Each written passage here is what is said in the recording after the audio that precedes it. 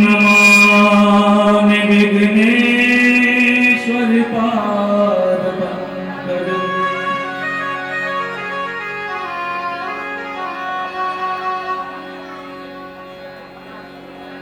प्रथम गुराजी को वंदना,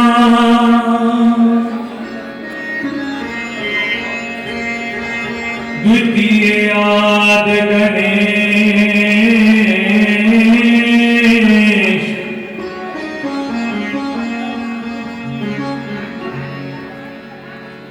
तृतीय सिमरा शारदा,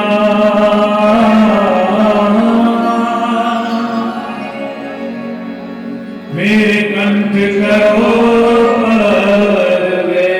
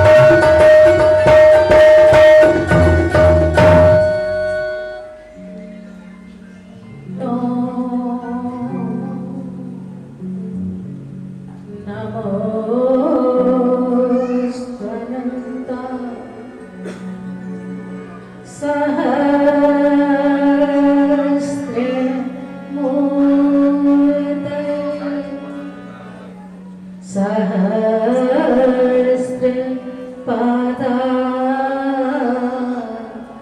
शिशिरोरु वाहवे सहस्रनामनि पुरुषाय शाश्वते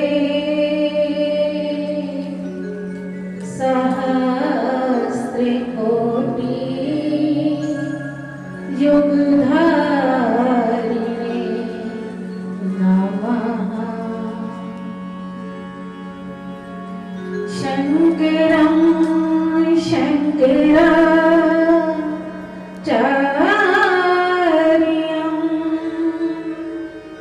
केशवं बादरायणं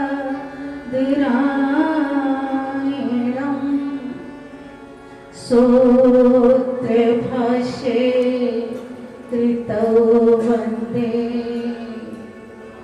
भगवन्तौ पुनः पुनः।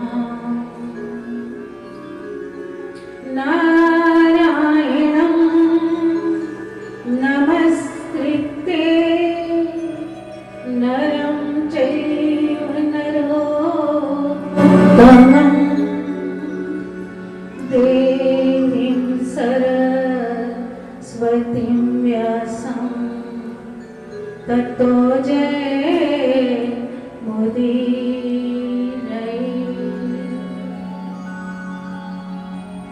नारायणं निराकारं नरवीरं नरोत्तमं नरसिंहं नागनाथं च तं वन्दे नरकान्तकम्। माता रामो मत्पिता रामचन्द्र स्वामी रामो मत्सखा रामचन्द्र सर्वस्व मे रामचन्द्रो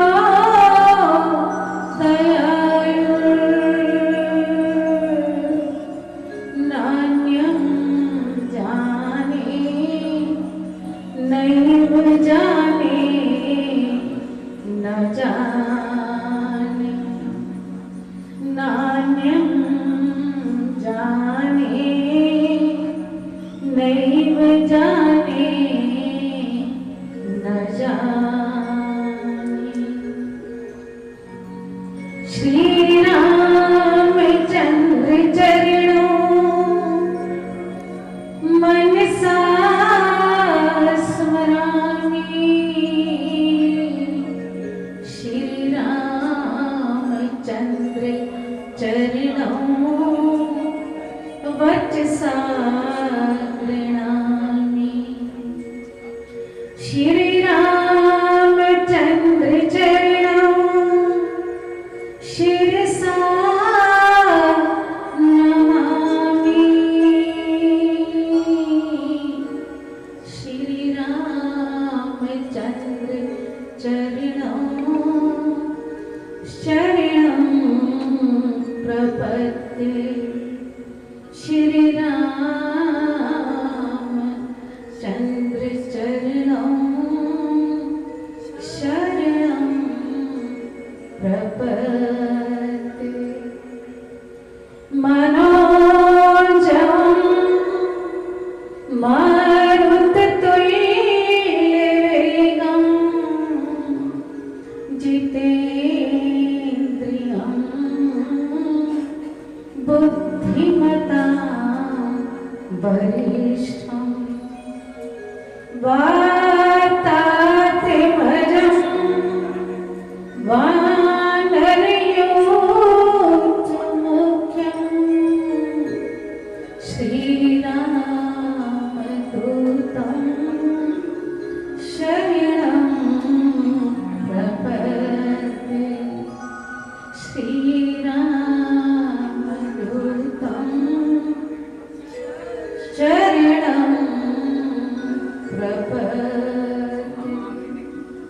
उल्लंघ सिंधु सलिलं सलिलं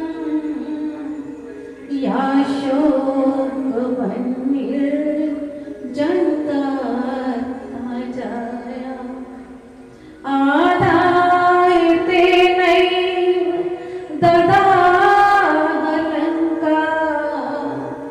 नमामि तं प्राञ्जलिराञ्जनेयं नमामि तं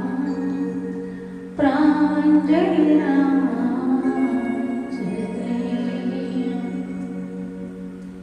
सिया राम मैं सब जग जानी करहूँ प्रणाम जोड़ी जुग पानी जनक सुता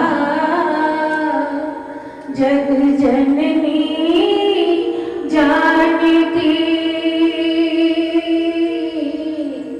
अतिशय प्रिय करुणा निधान की ताके जोग पद कमल मनाओ जासु कृपा निर्मल मति पाओ श्री गुरु चरण सरोज रज निज मन मुकुर सुधार वरण रघुवर विमल यश जो दायक फल चार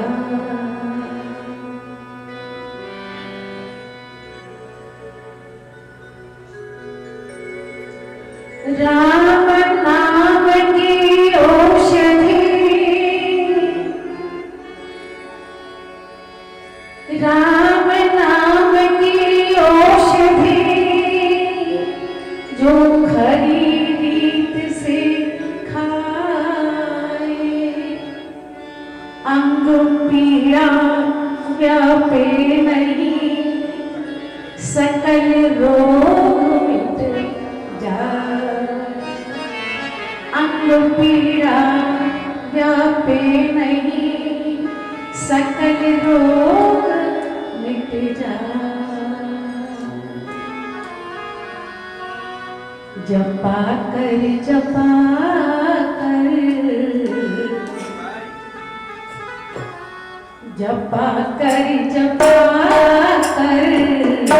सुबह और शाम जपा कर सुबह और शाम श्री राम जय राम श्री राम जय राम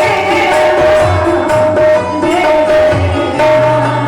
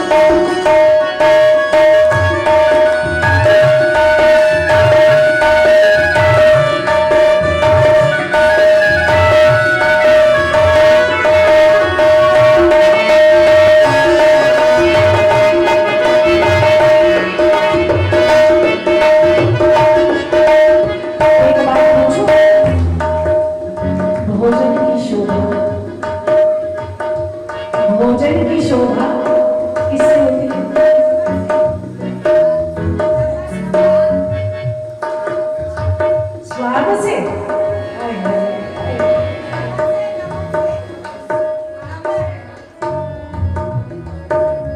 बड़ा मुश्किल है। भोजन तो 3 टाइम करते हो ना। भोजन की शोभा, स्वागत तो तभी होगे ना।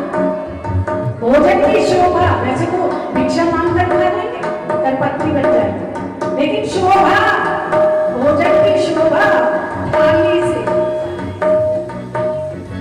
प्रेजेंटेशन, परोसना, इतना सुंदर परोसा गया, खा तो हाथ में भी है, लेकिन भोजन की शोभा, हाथ में भोजन करेंगे क्या, भिखारी करेगा, भोजन की शोभा थाली से, थाली से। और तुम सब गृहस्थी लोग, अगर मैं पूछूं ससुराल की शोभा, है ना, बड़ी मजे की बात, ये तुम्हें पता है, मैंने तो तुम लोगों से सुना है। ससुराल की शोभा किससे? साली से। ऐसा सुना है मैंने तुम लोगों से। और कीर्तन की शोभा, जपा कर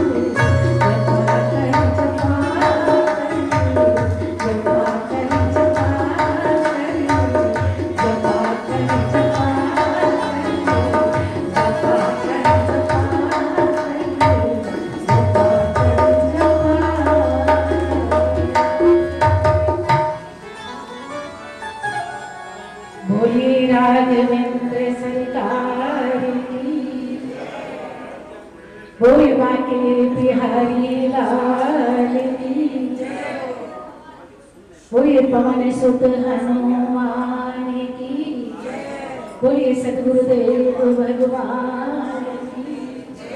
ओम नमः पार्वती पतये हर हर महादेव, हर हर महादेव, हर हर महादेव।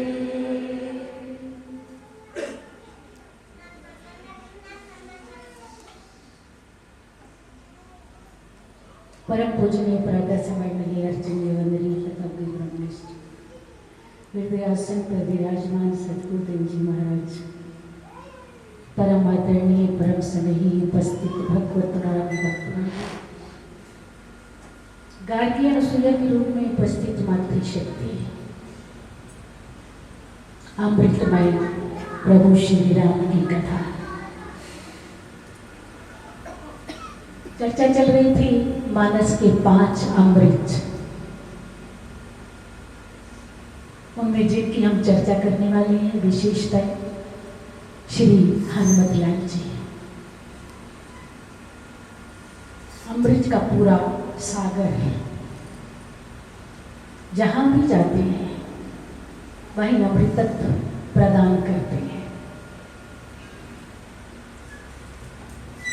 हमने आपको कल संकेत किया था कि हनुमत लाल जी की बाल लीलाओं का, बाल चरित्र का रामचरितमानस में कोई वर्णन नहीं है, लेकिन अन्य अन्य ग्रंथों में हनुमान जी का बहुत विस्तार से वर्णन हुआ है। गोस्वामी तुलसीदास जी ने जो किया है, हनुमान बाहुक में, ब्रजंगमाण में, विनय पत्रिका में, बाकी ग्रंथों में बहुत विस्तार से वर्णन है, हनुमत पुराण भी है।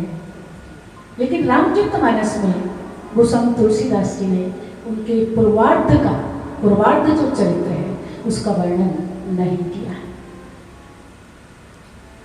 किंतु हनुमत लाल जी के संपूर्ण चरित्र को समझना कठिन ही नहीं, असंभव है। थोड़ा सा उन्हीं के प्रसाद से जो हमें मिला, अमृत की एक बूंद, उसी को हम बांट कर पीना चाहेंगे। हनुमत लाल जी के चरित्र और कथा अगर बाल समय से ना ली जाए तो आधार नहीं बनता।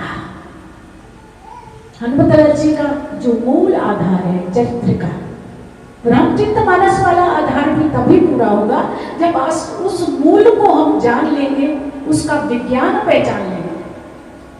शायद आपको समझने में थोड़ी सी कठिनाई हो, क्योंकि मानस में वो चरित्र नहीं है। संकट मोचन में आप गाते हैं, जब तक वो प्रसंग नहीं आएगा तब तक हनुमत लाल जी का चरित्र प्रारंभ ही नहीं हो सकता। बाल समीर विभक्ष लियो तब तीनों लोग भयो अंधियारो। यहाँ से आप संकट मोचन पढ़ते हैं ना, एक ही पंक्ति लेंगे, ज्यादा नहीं लेंगे। बाल समय रवि भक्ष लियो तब तीनों लोग भयो अंधियारो। कहते हैं कि हनुमत लाल जी ने बाल समय में ही, वहां उम्र नहीं लिखी है, अलग अलग विसंगतियां हैं।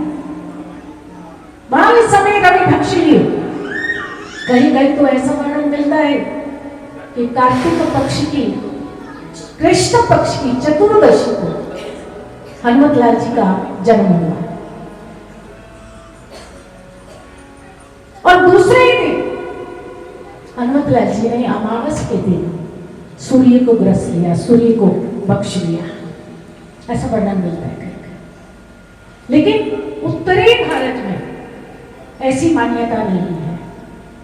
उत्तरी भारत में हम भी मनाते हैं हनुमान जयंती दिल्ली में, लेकिन चैत्र पूर्णिमा को मनाते हैं।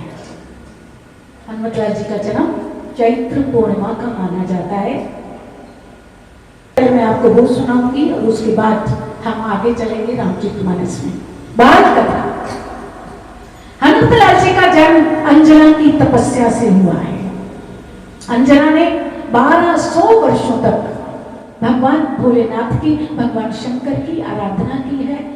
ऐसा पुत्र प्राप्त करने के लिए जो रावण से उसके अपमान का प्रतिशोध ले सके। शायद आप अनभिज्ञों के लिए कथा कभी नहीं सुनी होगी। रावण से उसके अपमान का बदला ले सके। और यहां तक कि उन्होंने ब्रह्मा विष्णु महेश को भी कह दिया कि उसमें तुम सबकी सहायता नहीं, मुझे ऐसा पुत्र चाहिए जो अकेला ही रावण की लंका को ध्वंस कर सके। बड़ी प्यारी लीला है, बड़ी प्यारी कथा है बालिका की। और उस तपस्या के प्रतिरूप के फल में भगवान को स्वयं शंकर सोन केसरी नंदन यानी केसरी का नंदन बनकर, अंजना का पुत्र बनकर 11वें रुद्र के रूप में स्वयं हनुमत लाल जी का प्राकट्य हुआ। दिव्य है, महाकाल है, 11वें रुद्र है। 1200 दिव्य वर्षों की तपस्या का फल है ये हनुमत लाल जी। अंजना की क्रोड़ी में समा गया कौन? वो महाकाल। और ऐसा प्यारा सा संकेत है कि अभी 6 दिन के हनुमत लाल जी पूर्णिमा के बाद केवल 6 दिन के छठी का पूजन, छठी का पूजन किया है मां अंजना ने। ब्रह्म भोज किया है, पृथ्वी भोज किया है, सबको बुलाया है। किष्किंधा से आए हैं, सुमेरु से आए हैं, आसपास जितने भी हैं ऋषिमुख से आए हैं, संत भी आए हैं, महात्मा भी आए हैं, बंधु बांधव ये जैसे आप सब करते हैं। एक आयोजन किया है सुंदर सा। उस आयोजन में हनुमत लाल जी की छठी का पूजन हो रहा है। किसका? महाकाल का छठी पूजन। एक परंपरा है हमारी सनातन की, सनातन परंपरा में छठी का पूजन हुआ है। और छठी के पूजन के बाद जब सब लोग प्रीति भोज लेकर, ब्रह्म भोज लेकर वहां से विदा हो जाते हैं। वैसे मैं कथाएं नहीं सुनाया करती, लेकिन मानस में प्रवेश करना है तो ये कथा सुननी अनिवार्य है।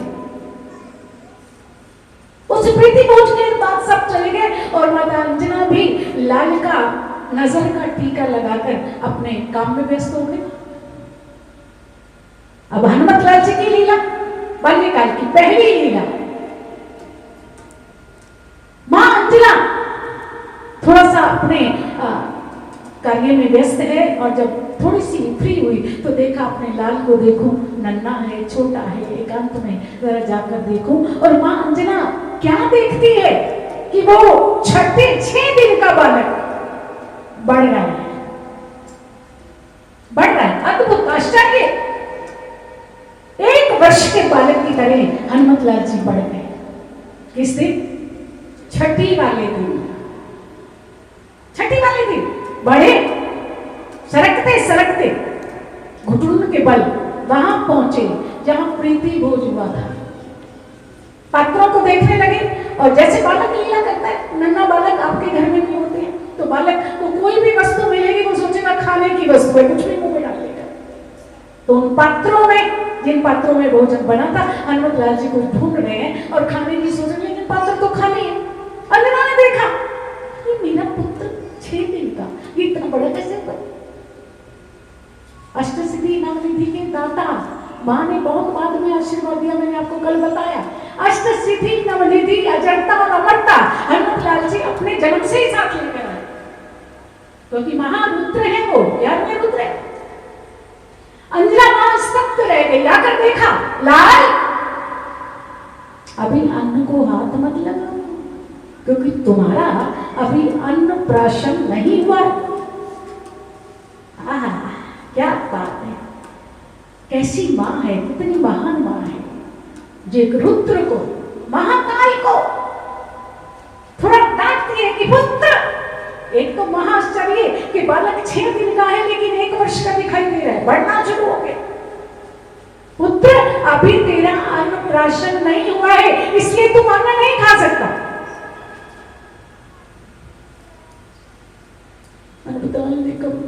ऐसे देखा मां की तरफ, दीन होकर के कि भूखा घूम रहे हैं। मुख से ऐसा लग रहा है, दिखाई दे रहा है कि मैं भूखा हूं, मुझे खाना है। माँ ने कहा नहीं पुत्र, अभी अन्नप्राशन नहीं हुआ तुम्हारा। और जब माँ ने देखा कि साल भर के हो गए हनुमतलाल जी, तो उन्होंने आयोजन रखा अन्नप्राशन का। कि मेरा पुत्र तो भूखा है, अन्न खाना चाहता है, और अन्नप्राशन के बिना तो अन्न दिया नहीं जाएगा। आयोजन रखा अन्नप्राशन का। और जब अन्नप्राशन का आयोजन रखा तो उसमें भी पूजा रखी जाती है। ब्रह्मभोज हुआ, ब्राह्मण आए, संत आए, मतंग ऋषि भी आए। कई ऋषि तो आसपास डेरे लगा लिए थे हनुमतलाल जी के चक्कर में कि रुद्र अवतार होने वाला है। संत तो त्रिरागति होती है ना, तो सबने आना था, सब आए और प्रीति भोज तैयार हुआ, ब्रह्मभोज तैयार हुआ। अन्नप्राशन करना है। केसरी ने अपने पुत्र का, अंजना ने अपने पुत्र का, और ऐसा आयोजन रखा गया। एक बार पुनः बंधु बांधव, ब्राह्मण, संत, ऋषि सब एकत्रित हुए। अब अन्नप्राशन हो रहा है। अन्नप्राशन करवाया गया हनुमतलाल जी को। और जब मां अंजना ने अन्नप्राशन करवाया हनुमतलाल जी को, तो देखा कि मेरा पुत्र 1 साल का नहीं 3 वर्ष का हो गया। बढ़ रहा है, महाकाल है, कुछ भी बन सकता है। 3 साल का लग रहा है, नन्हा सा बालक। अभी छठी पूजी है, थोड़ी दिन पहले अन्नप्राशन में। और जब सब रीति भोज हो गया, ब्राह्मणों का हो गया, संतों का हो गया, ऋषियों का हो गया, तो हनुमतलाल जी को सब थोड़ा थोड़ा चखाते हैं, लेकिन पेट भर के कोई नहीं खिलाते। थोड़ा सा ही लगाया जाता है, बालक है, अधिक नहीं खिला सकते, अपच्य हो जाएगा, उधर विकार हो जाएगा क्योंकि बालक छोटा है। लेकिन हनुमतलाल जी तो भूखे हैं ना, माँ और माँ और माँ और माँ और माँ और जितना भोजन बना था पाकशाला में, वो सारा का सारा समाप्त हो गया। गौशाला से जितनी गाय थी सबका दूध मंगवाया गया, वो भी सारा रिक्त हो गया। लेकिन हनुमतलाल जी की भूख शांत। महाकाल को भला को तृप्त कर सकता है? आज तक कर पाया कोई? रुद्र है, सामान्य मानव नहीं समझ पाएगा, लेकिन मां अंजना तो जानती है कि ये मेरा पुत्र सामान्य नहीं है, ये साक्षात शिव है, रुद्र है, ये उनका प्रसाद है, इसलिए उन्हें कोई आश्चर्य नहीं हुआ। देखा कि सब पात्र रिक्त हो गए, गौशाला का दूध भी रिक्त हो गया, आसपास से मंगवाया गया, पूरे वहां से सुमेरु से मंगाया गया, लेकिन हनुमतलाल जी का उधर भरने में नहीं आ रहे। माँ और माँ और माँ और जब सब रिक्त हो गया, आकर दासों ने कहा कि माँ समस्त भोजन समाप्त हो गया। अंजना बेचारी विक्षिप्त हो गई कि मेरा पुत्र तो भूखा रह गया। बड़ी पीड़ा हुई, बहुत पीड़ा हुई कि मेरा पुत्र तो आज भी भूखा रह गया। जब देखा कि मां विक्षिप्त है, तो हनुमतलाल जी ने कहा मां नहीं, नकली सा डकार लिया और मां को, यानी मां को कष्ट ना हो, इसलिए कहा कि मां मैं तृप्त हो गया, लेकिन तृप्त हुए नहीं। मां को संतोष दिया कि मैं तृप्त हूं, मां मुझे और नहीं चाहिए। हनुमतलाल जी को ये कष्ट है कि मेरी मां मेरे लिए दुखी हो रही है कि मैं अपने पुत्र को, पहली बार मेरे पुत्र ने अन्नप्राशन किया और मैं अपने नन्हे से बालक का पेट नहीं भर सकी। छठी के बाद ही अन्नप्राशन का आयोजन हुआ था, 2 दिन बाद ही, तब तक अमावस आ गई। हनुमतलाल जी तृप्त नहीं है, अतृप्त हैं। कभी इधर दौड़ते हैं, कभी इधर दौड़ते हैं, कभी इधर दौड़ते हैं, कभी इधर दौड़ते हैं, कभी खिड़की से बाहर झांकते हैं, कभी बगीचे की तरफ झांकते हैं, क्योंकि उधर तो तृप्त हुआ नहीं। कैसी भूख है ये? मां ने देखा कि देखते ही देखते हनुमतलाल जी ने एक छलांग लगाई, खिड़की तक पहुंच नहीं पा रहे थे, 3 वर्ष के थे, और तब तक देखते ही देखते 5 वर्ष का बालक हो गया। अंजना दौड़ी, पुत्र क्षमा करना मुझे, अगर इस तरह से आप बढ़ते रहे तो मैं आपकी बाल लीला का आनंद नहीं ले पाऊंगी। बस यहीं रोको अपने आप को, क्योंकि मैं तुम्हारी बाल क्रीड़ाओं का आनंद लेना चाहती हूँ। भगवान विष्णु की बाल क्रीड़ाओं का आनंद तो कौशल्या ने लिया है, यशोदा ने लिया है, लेकिन शिव जी की बाल लीलाओं का आनंद मैं उससे वंचित होना नहीं चाहती। इसलिए पुत्र, मेरी प्रार्थना है कि तुम अपने आप का वेग यहीं रोको। तो हनुमत लाल जी से वचन लिया कि अब तुम मुझे बाल क्रीड़ा का आनंद दोगे। जब तक होती है बाल्य अवस्था 12 साल तक, तब तक तुम्हें और बढ़ना नहीं है। नियति के अनुसार, समय के अनुसार, आयु के अनुसार बढ़ो। माँ तो कहकर चली गई, लेकिन हनुमत लाल जी को चैन कहाँ, वचन तो दे दिया माँ को, लेकिन खिड़की से झांक झांक के देख रहे हैं कुछ खाने को मिले, कहां से खाऊं।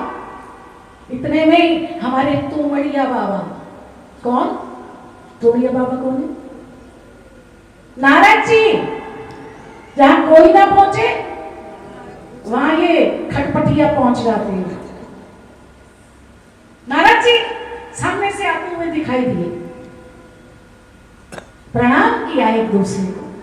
अंदर से तो मिली भगत है ना, लीला के लिए कुछ भी बनता है, वानर बने या मानव बने, लेकिन अंदर से तो देवताओं की सब मिली भगत है ना, ये राम कार्य करना है। नारद जी आए, सुबह का समय है,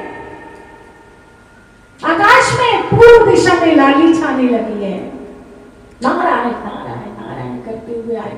मतलब हनुमत लाल जी को शुदा तो थी, छलांगे लगा लगा के ऊपर देख रही खिड़की में से पूर्व दिशा की ओर। नारद जी ने कहा, क्या हुआ, क्या हुआ? बोले, मुझे भूख लगी है, मेरी मां को दुख है कि मेरा अभी तक पेट नहीं भरा, उधर नहीं भरा। कि उधर नहीं भरा? मैं तुम्हें एक ऐसा फल का रहस्य बताऊंगा, ऐसा फल बताऊंगा कि तुम्हारी शुदा सदा के लिए शांत हो जाएगी। बोले, ऐसा फल है क्या? बोले, हाँ, वो देखो पूर्व दिशा में सूर्योदय होने वाले, सूर्योदय का जो आकार होता है स्वर्णिम लाली लिए हुए, वो बिल्कुल एक फल की तरह दिखाई देता है, शीतल सुंदर। देखो वो वो वो वो वो वो बोले, ये क्या है ब्रह्म ऋषि? बोले, ये आकाश का फल है, ये आकाश में लगता है, इधर उधर कहीं नहीं लगता, दिव्य फल है, और इसको खाने से शुदा भी शांत हो जाती है। और तब हनुमत लाल जी को कोई देर लगनी थी थोड़ी, बस नारद जी ने इतना कहा, इधर उधर नहीं कहा कि माँ तो कहीं मंदिर में पूजा में लगी होगी, शिवालय में बैठी होगी। एक छलांग और सीधे कहां? सूर्य भगवान के पास, सूर्य देव के पास। लेकिन एक विघ्न है, हनुमत लाल जी भूखे हैं। नारद जी ने उस दिव्य फल का पता बताया है और उसे इंगित करके उसी दिशा में चल पड़े हैं, और कहते हैं कि उस दिन अमावस का दिन है, अमावस का दिन है, और उसी दिन सूर्य ग्रहण लगने वाला है। अब इधर से राहु चले और इधर से हनुमत लाल जी चले, किसके लिए? दोनों के दोनों, वो भी सूर्य को भक्षण करना चाहता है और वो भी सूर्य को फल समझकर भक्षण करने जा रहे हैं। एक चाहता है, एक केवल जा रहा है। देखो हमारे यहाँ ये जो मानस की भाषा है ना, ये समाधि की भाषा है, ये शास्त्रों की भाषा, हमारे सनातन धर्म की भाषा, ये समाधि की भाषा है कि एक चाहता है लेकिन दूसरा फल समझकर जा रहा है। वो चाहता क्या है, ये बात की बात। राहु सूर्य का शत्रु है और हनुमत लाल जी तो देव कार्य के लिए ही अवतरित हुए हैं, तो भला वो कैसे जा सकते हैं? मानस का दर्शन ये पूछता है कि हनुमत लाल जी सूर्य की तरफ क्यों जा रहे हैं? बोले कि हनुमत लाल जी को बहुत जोरों से भूख लगी है और भूख के कारण सूर्य को फल समझकर वो उधर प्रस्तुत हुए, जा रहे हैं, चले जा रहे हैं, चले जा रहे हैं, चले जा रहे हैं, चले जा रहे हैं। ये भूख भी बड़ी अजब वस्तु है। राहु भूखा है क्या? राहु भूखा है क्या? क्योंकि खाया तो तभी जाता है ना जब भूख लगी हो।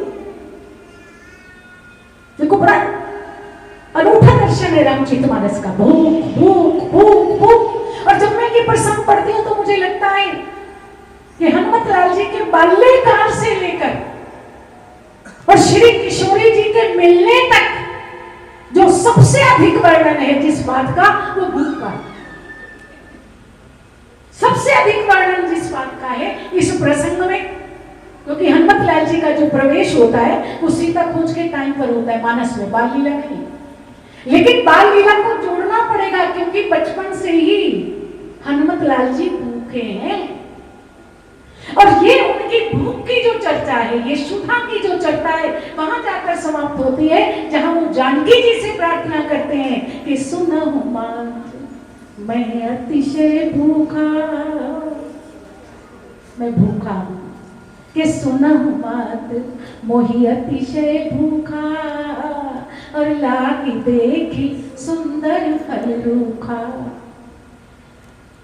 शुभा का अनुभव तो मैं प्रारंभ से ही कर रहा हूं, लेकिन अब तो मेरी भूख और भी बढ़ गई है। मैं भूखा ही नहीं हूं, अति भूखा भी नहीं हूं।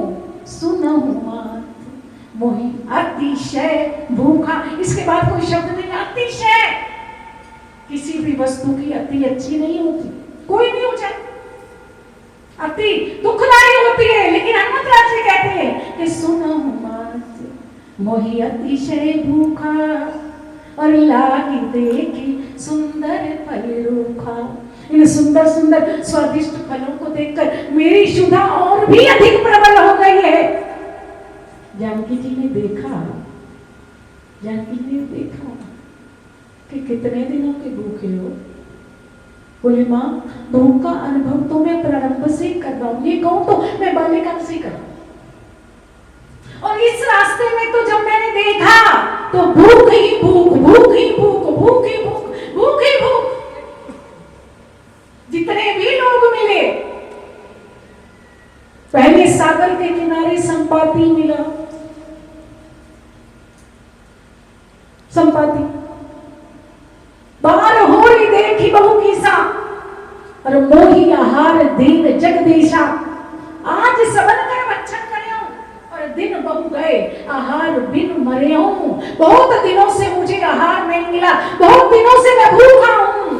आज सबन कर भक्षण करें, ये अनशन करेंगे, प्राणों का त्याग करेंगे, एक एक करके सबका भक्षण कर जाऊंगा और मेरी शुदा शांत हो जाएगी।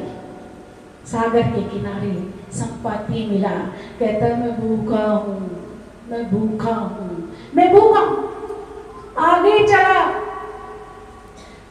तो सुरसाना अहिन की माता, और पट्टी अन्यारी कही तेरी बाता, कि आज सुरन मोहि दीन हारा, और सुनत वचन कहे पवन कुमारा, कि राम काज करी फिर मैं आऊं, और सीता के सुधी प्रभु सुनाऊं।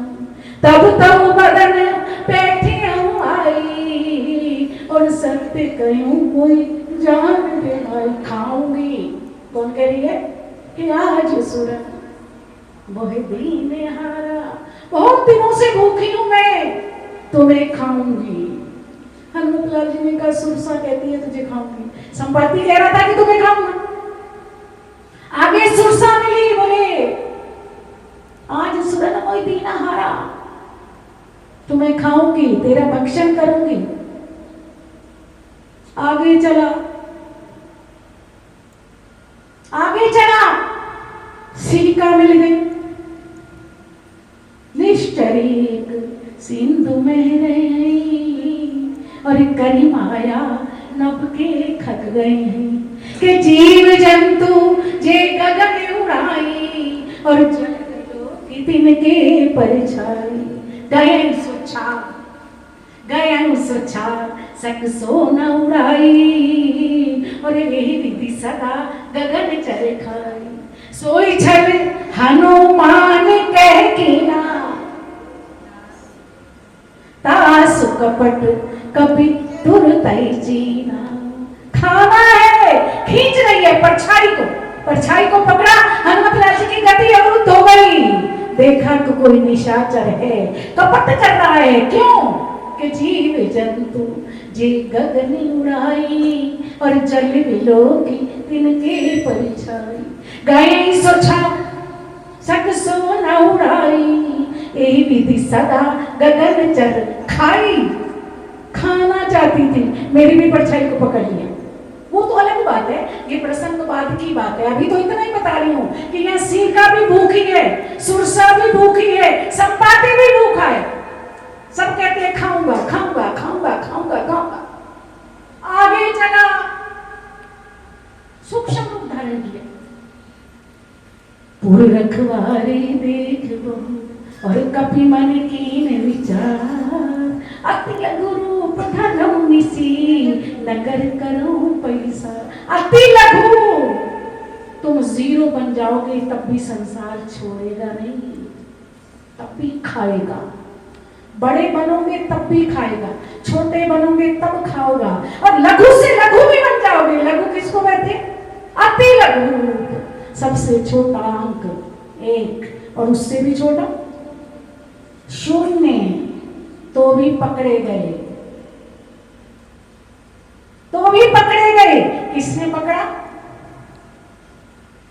किसने पकड़ा लंकनी ने मसक समान रूप कभी धरे लंकनी चढ़ो सिमर न रहे नाम लंकनी एक निशी चढ़ी जाने से कैसी मोही नितरी मेरा निरादर करके जाना चाहता है तू क्या सोचता है तू मुझे दिखाई नहीं दे रहा है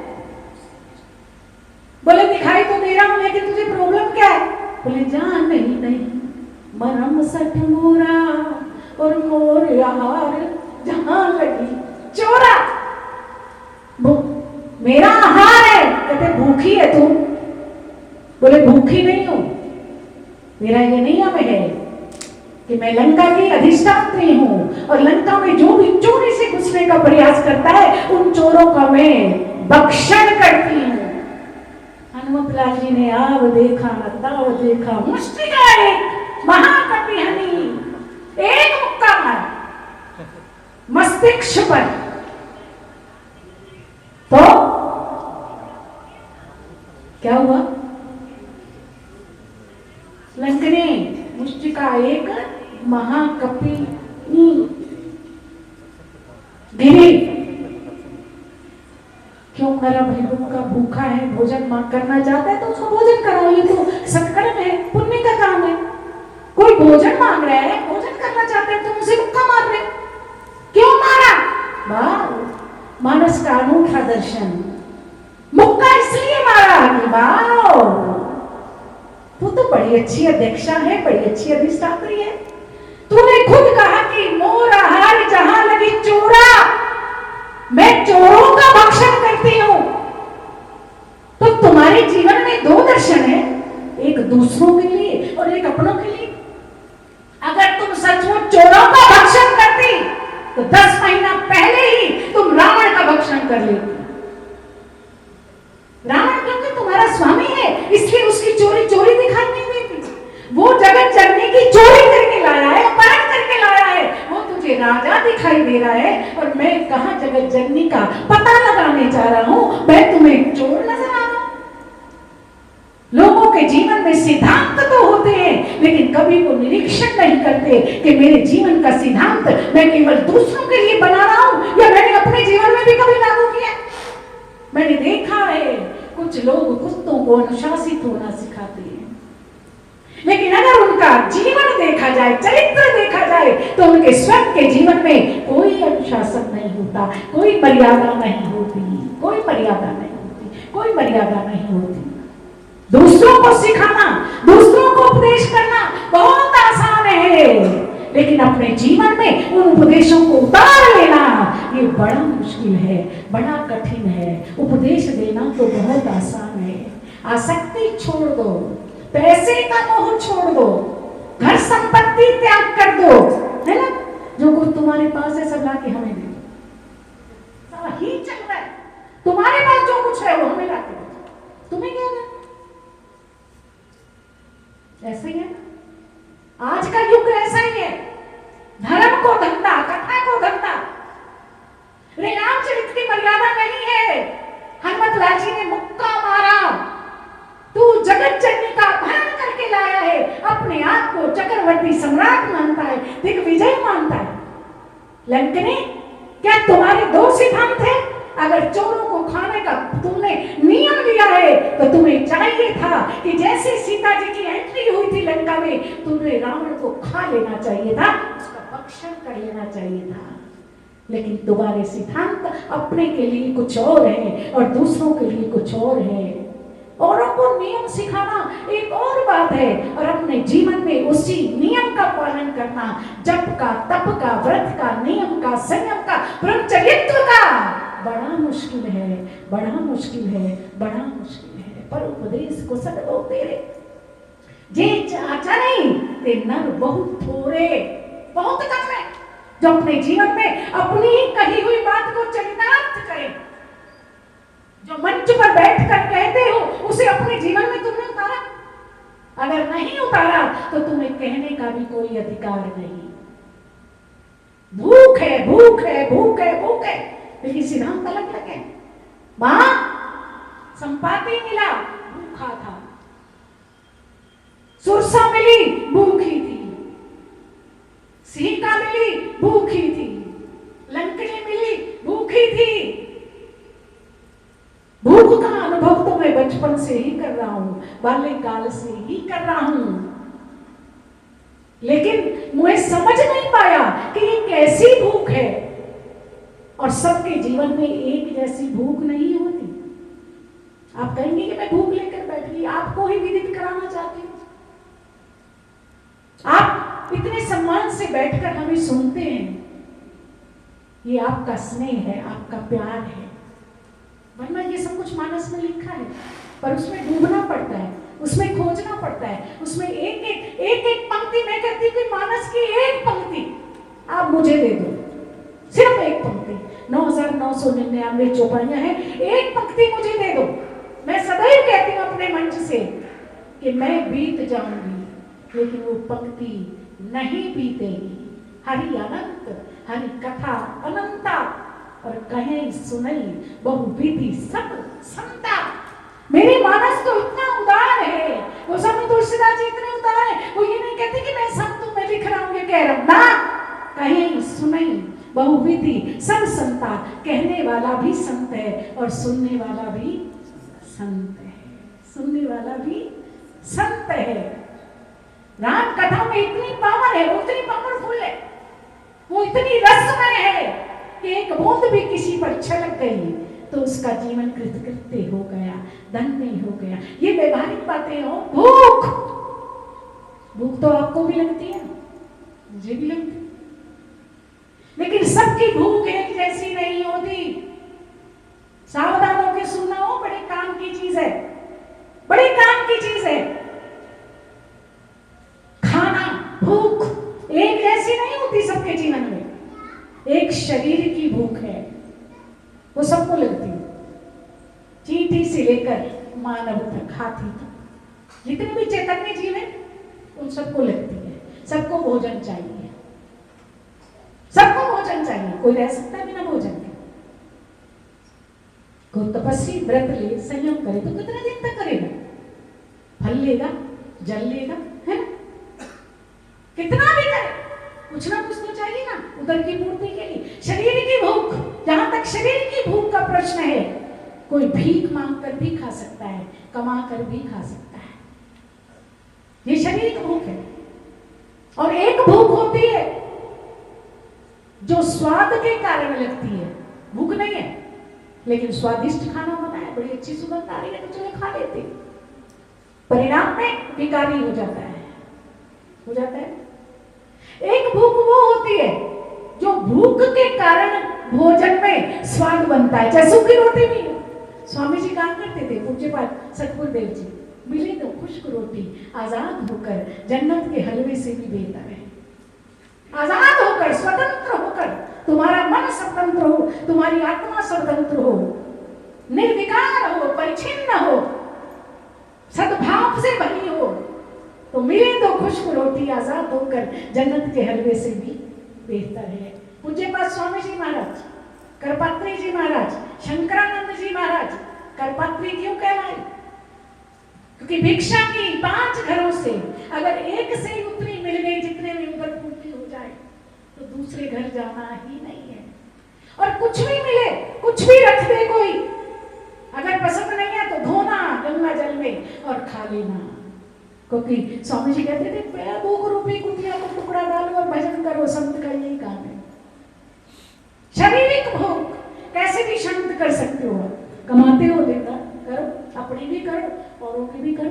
तो शरीर की भूख तो सबको बराबर होती है, चींटी से लेकर मानव तक होती है ना। सबको आहार चाहिए। क्यों भूख है? क्यों? क्योंकि अन्न वही प्राणा। उपनिषद ये कहते हैं कि अन्न प्राण है, अन्न प्राण है, बिना अन्न के प्राणों की गति नहीं है। इसलिए चींटी से लेकर मानव तक सबको अन्न चाहिए, किसी भी रूप में उदर पूर्ति के लिए, शारीरिक भूख को शांत करने के लिए। आप भिक्षा मांग के खाएं, कमा करके खाएं, या किसी भंडारे में खाएं, या किसी अपने बंधु बांधव के आश्रित होकर खाएं, खाना तो पड़े, है ना। दूसरी भूख, सावधान हो, मन की भूख। भोजन तो चाहिए लेकिन सम्मान से चाहिए।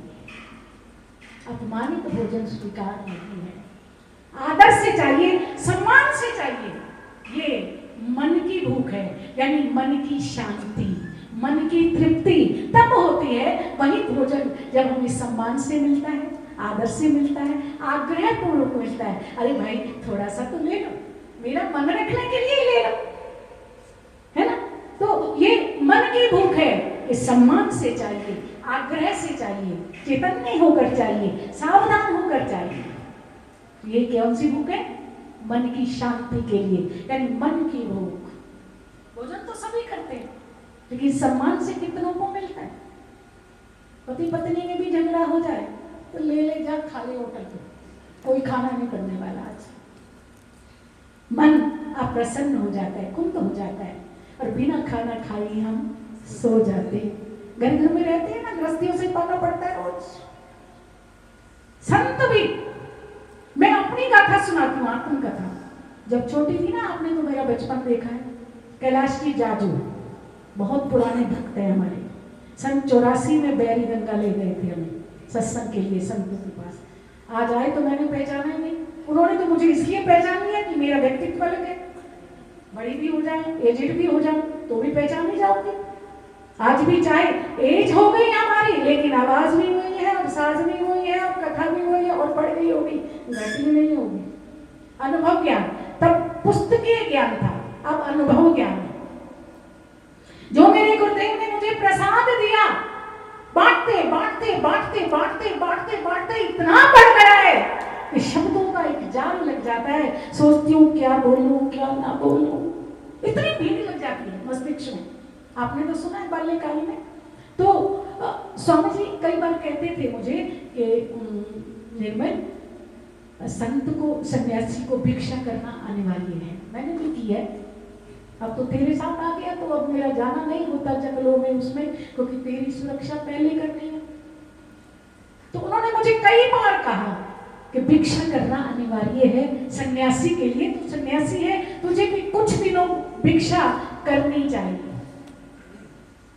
तो मैं स्वामी जी से कहती, अनभिज्ञता थी, अज्ञानता थी, रटंत विद्या थी उस समय।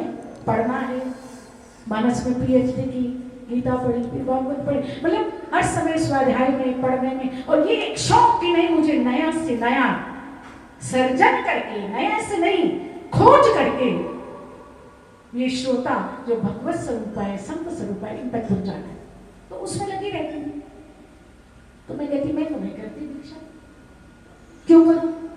लोग मुझे चांदी की थालियों में खिलाते हैं, चांदी के बर्तनों में खिलाते हैं, इतने सम्मान से खिलाते हैं, इतने आदर से खिलाते हैं, और छोटी उम्र है इसलिए लाड से खिलाते हैं, बड़े लाड से। देवी जी को कुछ तो अच्छा लगेगा, अच्छा ये नहीं अच्छा लगा तो ये बना देते हैं, ये नहीं अच्छा लगा अब भी करती है। ये मेरी दीवानी जो चेलियां है ना, ये जो कथा करा रही है गुड़िया, ये मंजू, ये सब अब भी करती है ऐसा कि हमारा ये छोटा बालक है, बड़े लाड से खिलाना पड़ता है, इसको नहीं दुखाता नहीं है।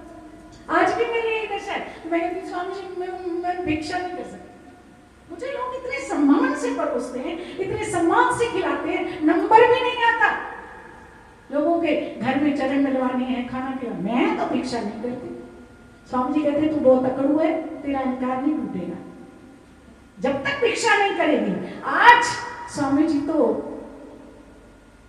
स्वधाम चले गए, लेकिन आज मेरा जीवन, मैं बड़े स्वाभिमान से कह सकती हूँ कि वो जो स्वामी जी की तब इच्छा थी, आज मैं उस इच्छा को पूरा कर रही हूँ। आज मेरा जीवन भिक्षा का जीवन है। लोग मुझे चांदी की थाली में खिलाएं, सोने की थाली में खिलाएं, लेकिन मेरा भाव यही रहता है कि आ तो बाहर से आए ना, मैंने खुद तो नहीं पकाया, ये भिक्षा ही है। तो मैं स्वामी जी को कोटि कोटि नमन करती हूँ कि चलो जीवन के अंतिम पड़ाव में 60 के बाद ही अकड़ टूटी तो सही। संत स्वामी जी कहते थे भिक्षा करने से मन पवित्र होता है, अंतःकरण शुद्ध होता है, और आज मुझे इन सब चीजों का अनुभव होता है। ये मेरे सदगुरु का दिया हुआ प्रसाद है, जिसे मैं आपको भी बांटना चाहती हूँ, आपसे भी शेयर करना चाहती हूँ। कुछ ले सकूं तो ले ले, बड़ा अच्छा लगता है। अब लगता है कि प्रभु सब आप ही तो हैं, सब आप ही तो हैं।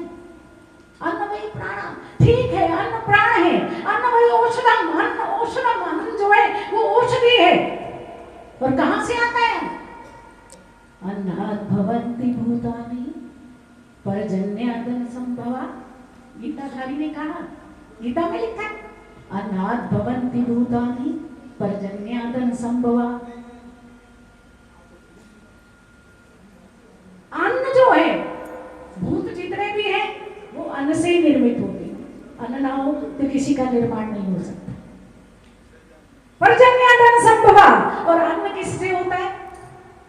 वर्षा से। पर्जन्य बोलते हैं वर्षा को। पर्जन्यादन संभवा, पर्जन्य संभवा। पर्जन्य यानी वर्षा किससे होती है? बोले जब तुम यज्ञ करते हो, देवताओं को तृप्त करते हो, तो तब क्या होती है? वर्षा होती है। बिना यज्ञ के वर्षा नहीं होगी। यज्ञ किसी भी रूप में हो, आज ये जो हो रहा है ये भी सत्कर्म सूचको नूनम, वो गीता में लिखा है, ये भागवत में लिखा है, सत्कर्म सूचको नूनम ज्ञान यज्ञ समृतई बुधा। ज्ञान यज्ञ, ये जो कथा है ये क्या है? बोले सत्कर्म है। सत्कर्म किसको कहते हैं? ज्ञान यज्ञ समृतई बुधई, जो बुद्धिजीवी है, जो मनीषी है, जो बुद्धि लेता है, जो सुमेधा और मेधा रखते हैं, उनकी दृष्टि में ये ज्ञान यज्ञ है। और बताओ आपको बड़ी रहस्य की बात, यज्ञ, जब यज्ञ की बात मैं करती हूँ तो मुझे बहुत सारे यज्ञ याद आते हैं। द्रव्य यज्ञ, तपो यज्ञ, योग यज्ञ। कितने यज्ञ हैं?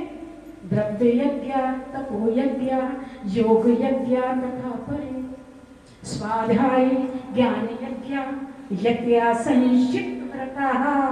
ये भी गीताधारी ने कहा, गीता में लिखा है ये यज्ञ एक द्रव्य यज्ञ। तुम द्रव्य से यज्ञ करो।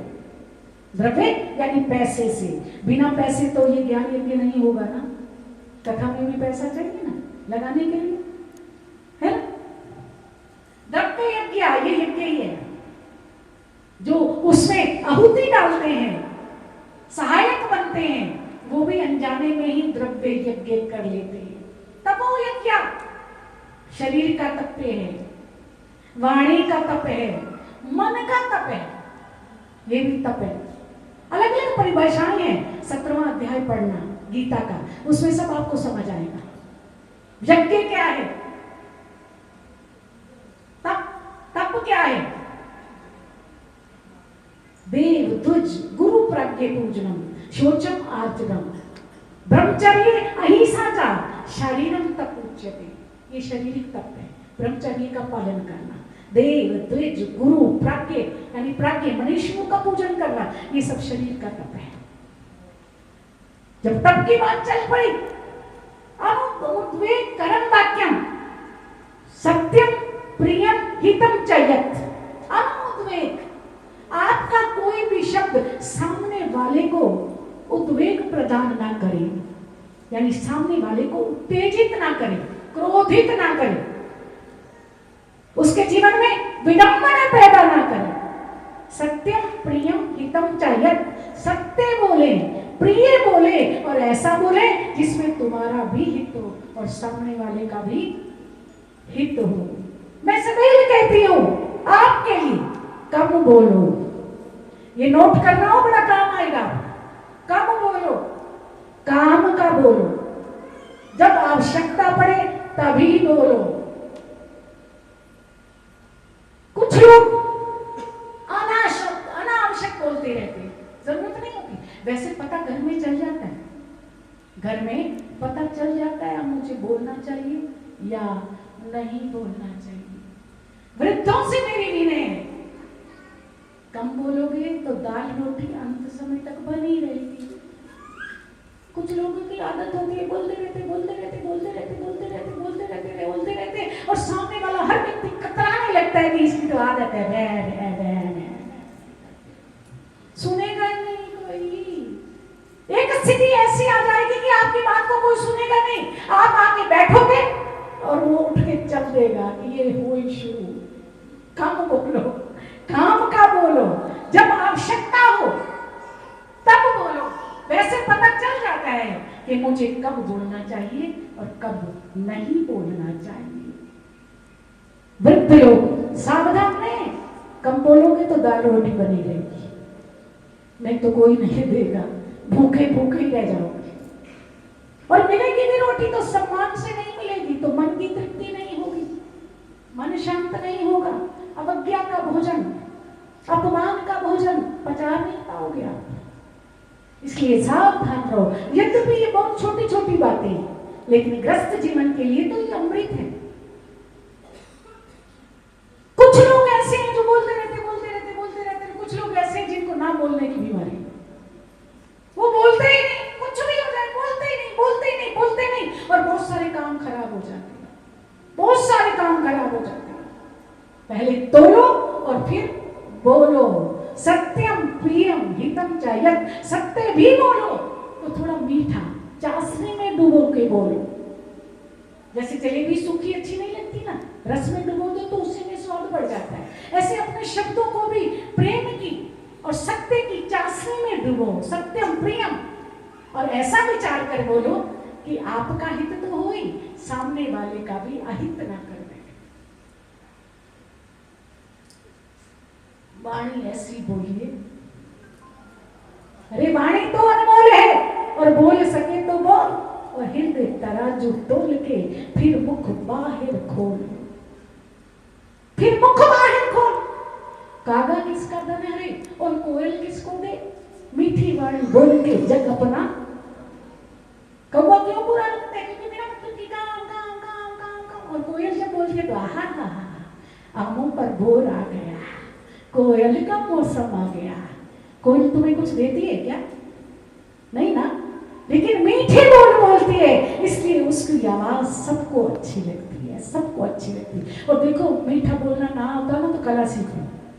कुछ लोगों को कौवों की तरह करने की आदत होती है, कहने में भी चुप नहीं होते, लेकिन कोई बात नहीं, करो, लेकिन एक बात सीख लो। भुसुंडी जी कथा कर रहे हैं गरुड़ जी के समक्ष, और गोस्वामी तुलसीदास जी ने एक शब्द लिखा जिसे पढ़कर बड़ा आश्चर्य होता है कि मधुर वचन बोले तब कागा। मधुर वचन कौन बोला? कौवा मधुर वचन बोलता है क्या? कि मधुर वचन बोले तब कागा। किसके लिए आया ये? भुसुंडी जी के लिए। गोस्वामी तुलसीदास जी ने पूछा क्या हो गया आपको? ब्राह्मण देवता, कहीं कौवा मधुर बोलता है क्या? बोले कौवा मधुर तो नहीं बोलता, लेकिन राम नाम ने उस कौवे के कंठ को मधुर कर दिया है। राम नाम ने उस कौवे के कंठ को मधुर कर दिया। ये मत देखो कि कौवा बोल रहा है, बल्कि ये देखो कि वो क्या बोल रहा है। वो गरुड़ जी को राम कथा सुना रहा है, इसलिए मधुर वचन बोलियो तब कागा। भगवान श्री राम का लीला गुण रूप धाम सभी तो मधुर है, और जब धाम का वर्णन आएगा तब भी अमृत टपकेगा, नाम का वर्णन आएगा तब भी अमृत पड़ेगा, जब ध्यान का रूप का वर्णन आएगा तब भी अमृत टपकेगा। और वो चाहे कौवा ही क्यों ना हो, ये राम कथा की गरिमा है, ये कौवा की वाणी की गरिमा। इसलिए तुम्हें भी जब लगे कि तुम्हारी भाषा किसी को अच्छी नहीं लगती, तो तुम भी जपा कर सुबह और शाम, जपा कर सुबह और शाम। श्री राम जय राम, श्री राम जय राम, जय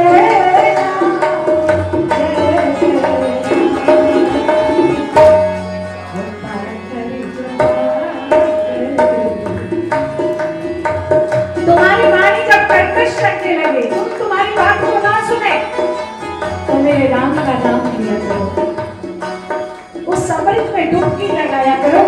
तुम्हारा मन तो शांत होगा ही, तुम्हारे आस पास का चाहे वाइब्रेशन है, जो क्लाइमेट है, वो भी मधुर मधुर मधुर बना।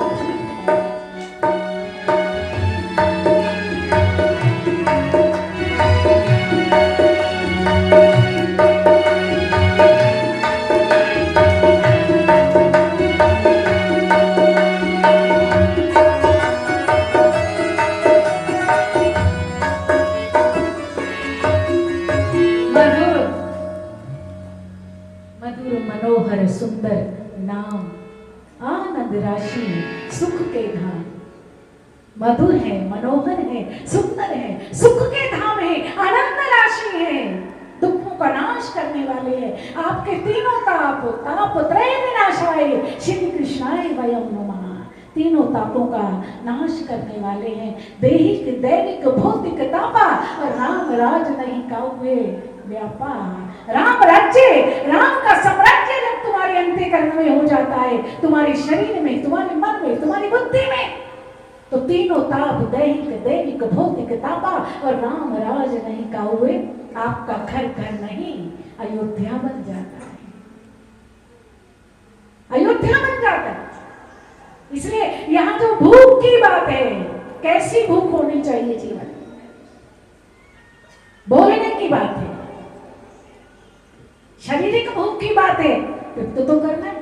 एक मन की भूख है कि भोजन तो मिले लेकिन सम्मान से मिले, स्वादिष्ट भी होना चाहिए, और साथ में स्वास्थ्यवर्धक भी होना चाहिए, है ना। आप बच्चों को मना करते हो ना, बाजार का नहीं खाया करो, पेट खराब हो जाए, ये स्वास्थ्यवर्धक नहीं है, ये सिर्फ चस्का है, जीभ का स्वाद है, अंदर जाते ही नुकसानदेह है, इसलिए वर्जित करो।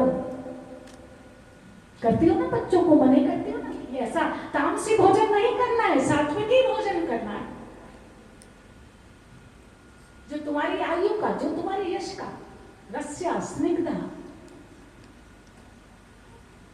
रसमय हो, स्निग्ध हो, थोड़ा चिकना, ऐसा भोजन करो जो तुम्हारे शरीर के साथ साथ तुम्हारे मन को भी तृप्ति दो। यानी एक शरीर की भूख है जो कैसे भी हो जाएगी, भीख मांग के खाओ, परोस के खाओ, मांग के खाओ, कमा के खाओ, लेकिन मन की भूख ये आदर पूर्वक मिले, सत्कार पूर्वक मिले, स्वादिष्ट मिले, है ना, मिन्नत करके खिलाया जाए, सत्कार से बनाया जाए, और शुद्ध पवित्रता से बनाया जाए, मन भी पवित्र हो, हृदय भी पवित्र हो।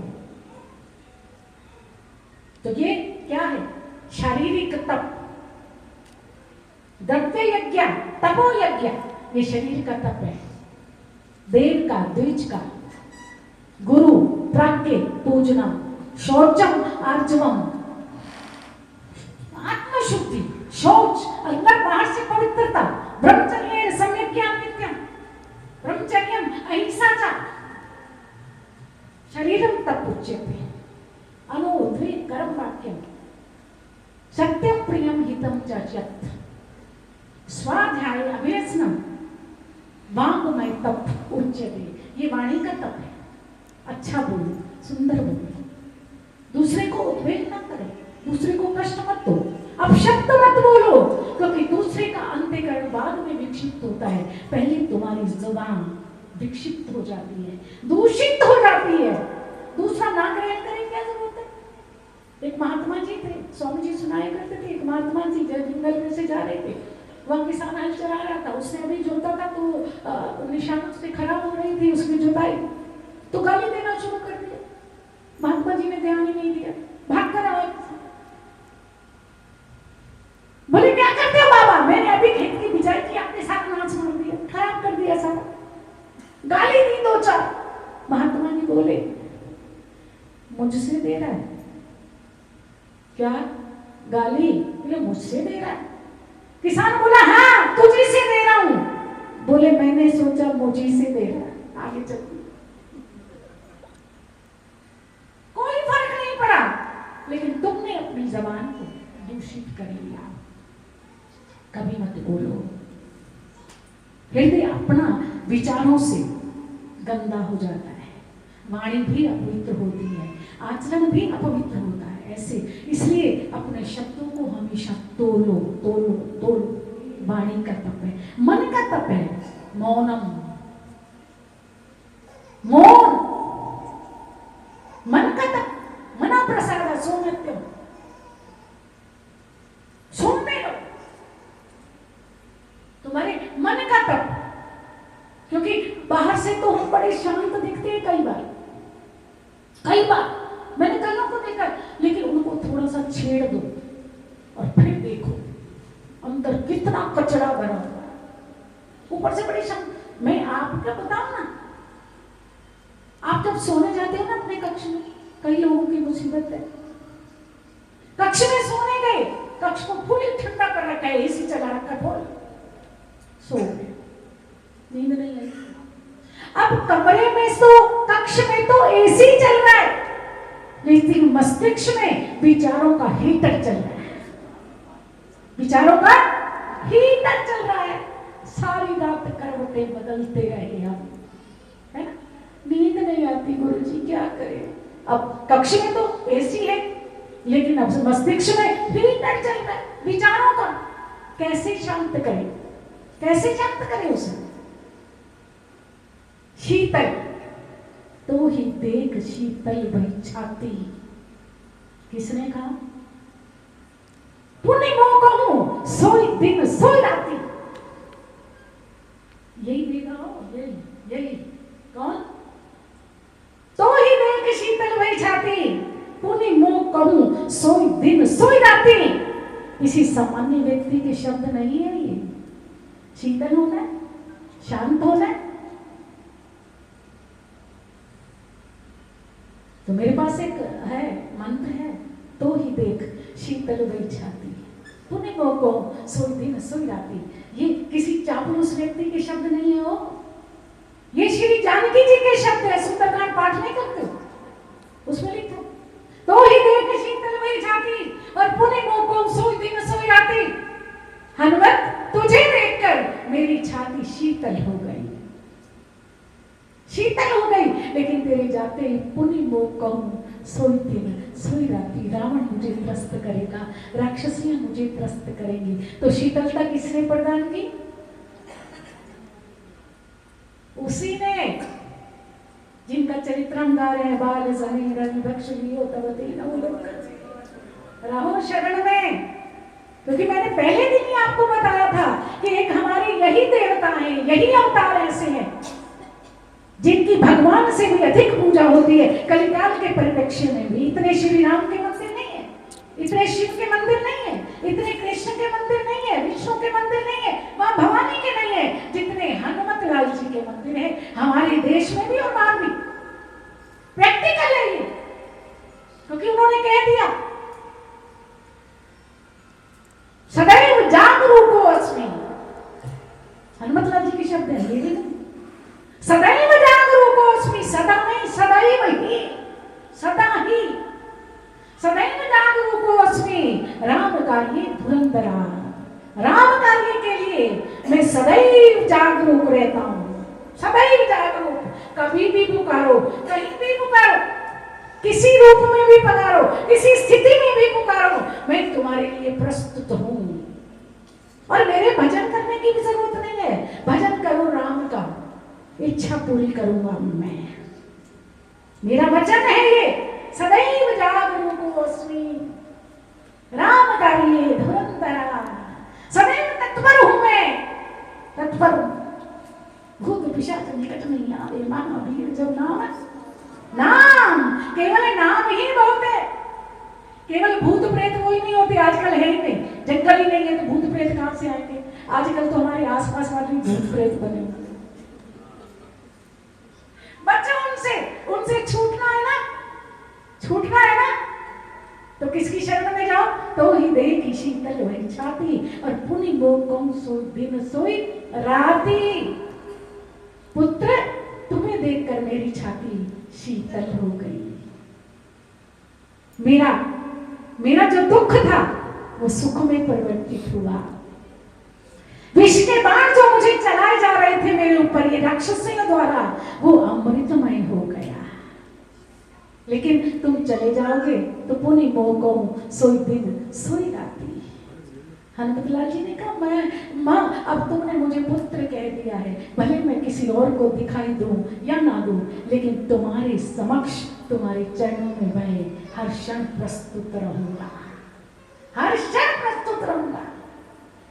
और कहते हैं कि जब हनुमतलाल जी गए तो जानकी जी को कभी भी ऐसा नहीं लगा कि हनुमतलाल जी मुझे छोड़कर चले गए हैं। सदैव उनको लगा कि करबद्ध मेरे समक्ष ही विराजमान है, सच्चे देवता है वो, क्योंकि वो आज भी प्रत्यक्ष है। राम कृष्ण आदि जितने भी अवतार हैं, 24 अवतार, हमारे 23 अवतार, वो अपना कार्यकाल पूरा करके अपने स्वधाम को चले जाते हैं। लेकिन हनुमतलाल जी ने इनकार कर दिया, नहीं जाना मुझे।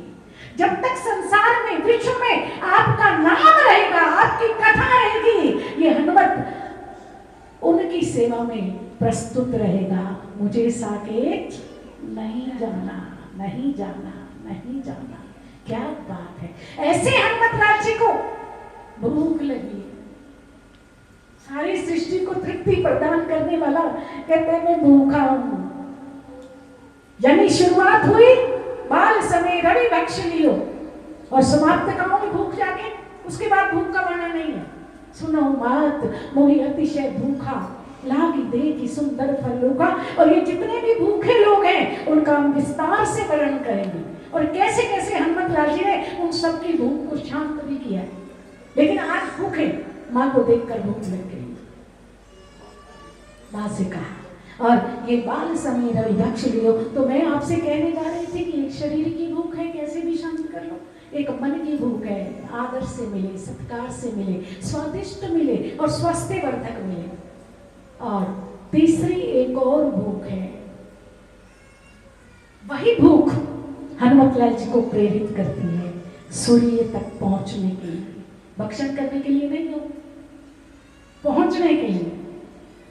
वो है बुद्धि की भूख, बुद्धि की भूख। ये बुद्धि की भूख क्या है, ये समझ में नहीं आती। ये मानस का दर्शन है। गहराई से सोचिए, आज विज्ञान मंगल तक जा रहा है, चंद्रमा तक जा रहा है ना? जाने क्या क्या बना दिया नासा, डाटा, जाने क्या क्या बना दिया। ये क्या है? What is this? क्या इस धरती पर समस्याएं कम है? जो नक्षत्र मंडल में जा रहे हैं, आकाश में जा रहे हैं, क्या यहाँ समस्याएं कम है? देखा जाए तो पृथ्वी पर, हमारे इस लोक में, मृत्यु लोक में समस्याएं कम है, उन्हीं का समाधान कर लो। ये ऊपर जाने की क्या जरूरत है? कभी नष्ट हो जाते हैं, कभी पहुंच जाते हैं। इसी का भी दंडावाद है, हर देश आपस में टकराता है, मैं तेरे से आगे, मैं तेरे से आगे, मैं तेरे से आगे, मैं तेरे से आगे। कैसी विडंबना है ये कैसी? ये भी भूख है। और ये किसकी भूख है? ये बुद्धि की भूख है। मन की भूख को तो शांत कर लोगे, शरीर की भूख को भी शांत कर लोगे, ये जो बुद्धि है ना, ये बड़ा मुश्किल है इसको समझाना। यानी बुद्धि में भूख होती है इस समस्त विश्व के सत्य को जानने की, इसके भूगर्भ में जाने की इच्छा होती है, आकाश में जाने की इच्छा होती है, वायुमंडल में जाने की इच्छा है। भूगर्भ में क्या सत्य है, आकाश में क्या सत्य है, नक्षत्र मंडल में क्या सत्य है, यानी सत्य को जानने की भूख ये किसमें होती है? नई नई रिसर्च करना, नई नई खोज करना। इसके लाभ कम है, नुकसान ज्यादा है। होटल की परंपरा, एक भाई वहां आगे वाले दरवाजे से अंदर घुसता है और दूसरा भाई पीछे वाले दरवाजे से बाहर निकल जाता है। कई सप्ताह बीत जाते हैं, महीने बीत जाते हैं, आपस में बात नहीं होती। कभी एक टेबल पर बैठते भी हैं तो अपने मोबाइल में लगा है, वो अपने मोबाइल में लगा है, वो अपने सत्य की खोज में लगा है, वो अपने सत्य खोज में, व्हाट्सएप, फेसबुक, स्टेटस, क्या आपस में बात नहीं होती। क्या जानना चाहते हो, क्या देखना चाहते हो, कहां उलझ गए? हमारी संस्कृति भारत की संस्कृति है, सनातन की संस्कृति है, और इस जिनके पीछे आप सब पागल हो रहे हो ना, ये कोई उनकी खोज नहीं है, नासा वालों की, डाटे वालों की, अमेरिका वालों की या लंदन वालों की, उनकी खोज नहीं है। ये हमारे ऋषियों की खोज है। ये हमारे ग्रंथ जो चुरा कर ले गए उन्हीं पर रिसर्च कर रहे हैं।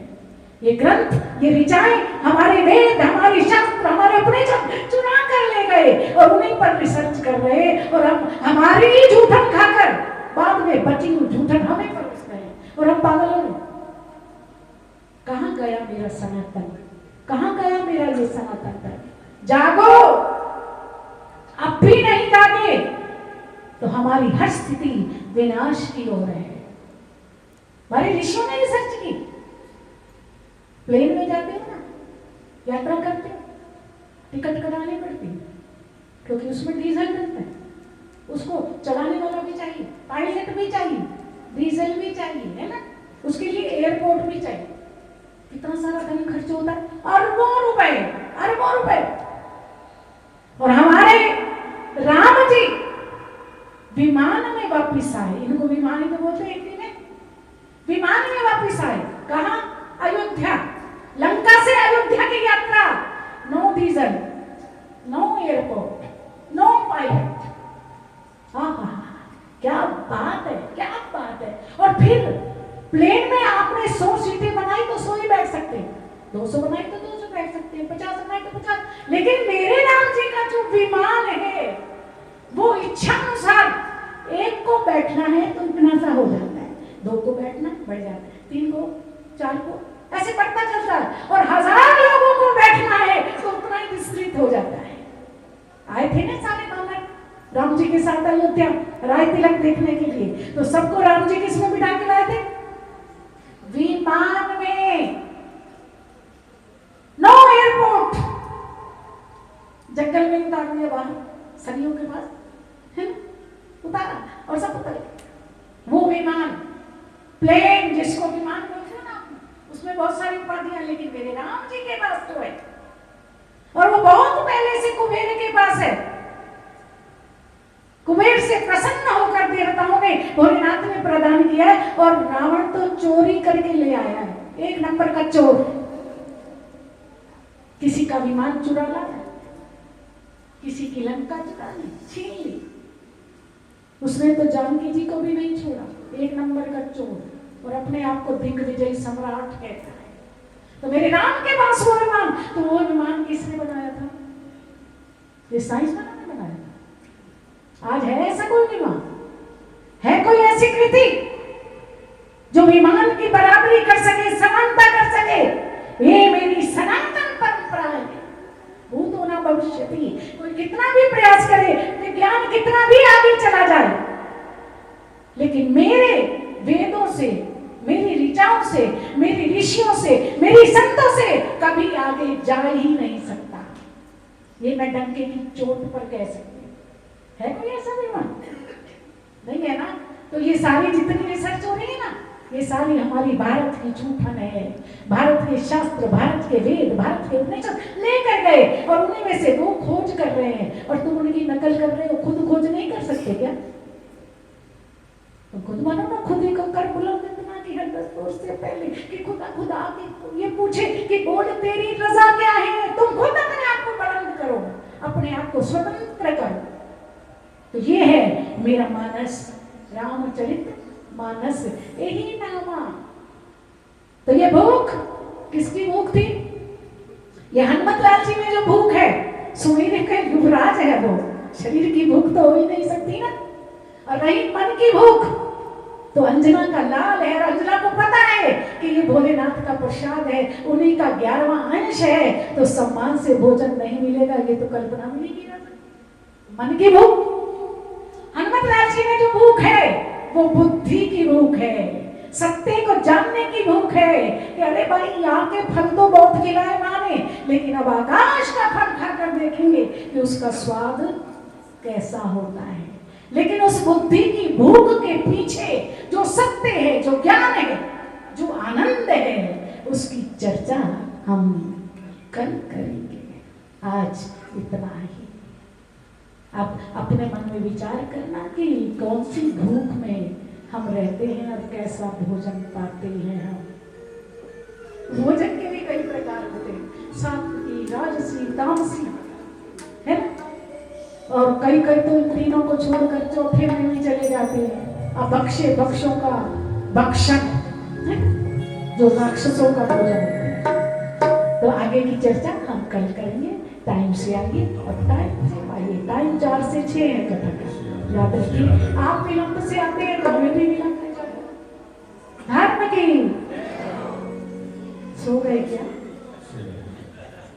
अगर सो गए हो तो पाप लगेगा, कथा में सोना वर्जित है।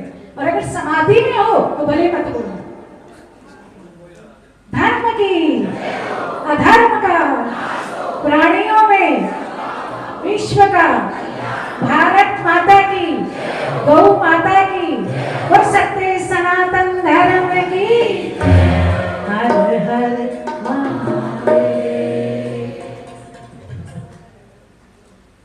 आरती से पहले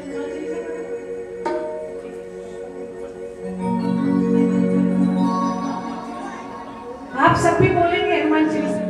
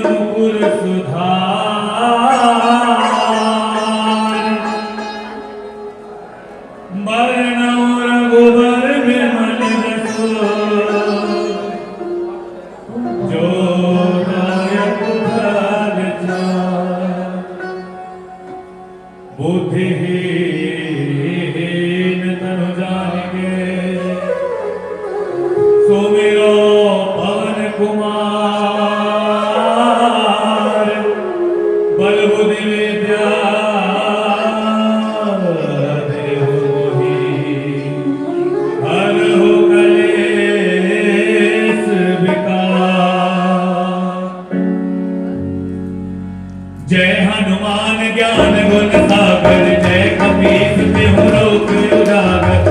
राम दूत अतुलित बल धामा, अंजनी पुत्र पवन सुत नामा।